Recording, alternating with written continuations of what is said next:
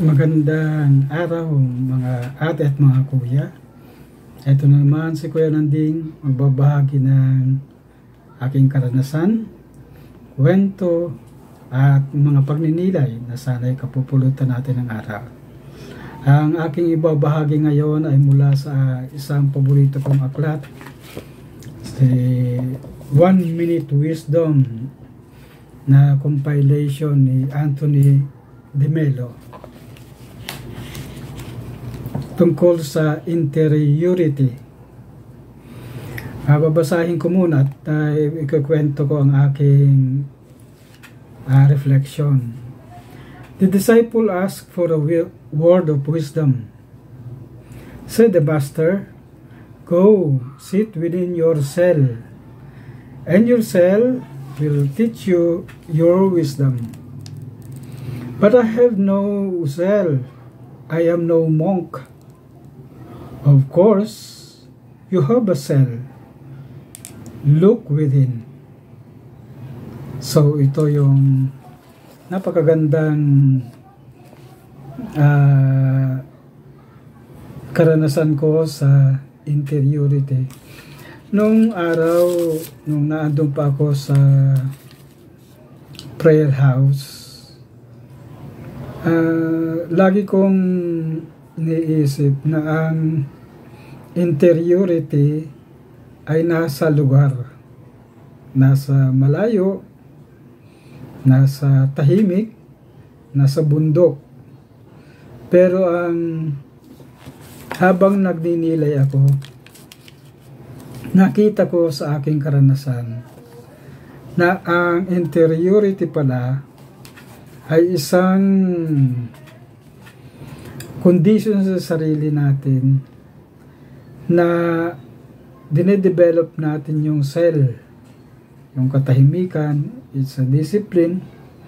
At tama nga ang sinasabi dito ni Anthony DeMello. Look within.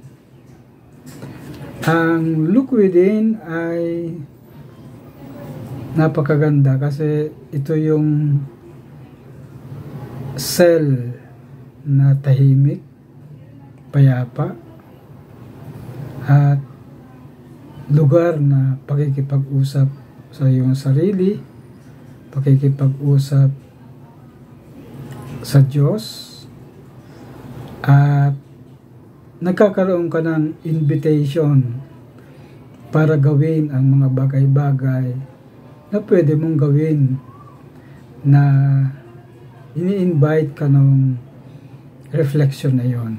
Kaya napakaganda nitong word na interiority, kasi ito yung nang bata pa ko, ito yung pagkulang ko. Nakala ko ang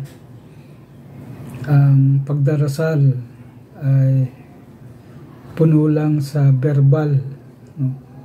Hindi ko alam na ito pala, kahit ikaw ay nasa lungsod at meron kang katahimikan, disposition sa sarili, magkakaroon ka ng interiority. At itong interiority na ito ang magkakaroon ng magandang ugnayan sa Diyos.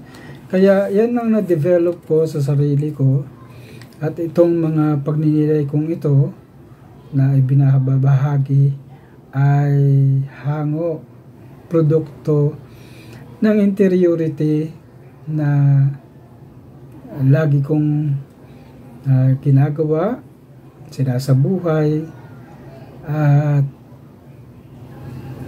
practice sa tungo sa pakikipag-usap sa Diyos. Kaya napakahalaga nitong interiority na ito, na maging daluyan ng malalim na komunikasyon sa Diyos at imbitasyon para gawin sa kapwa. So ito lamang po muna ang aking pagninilay galing sa salitang interiority.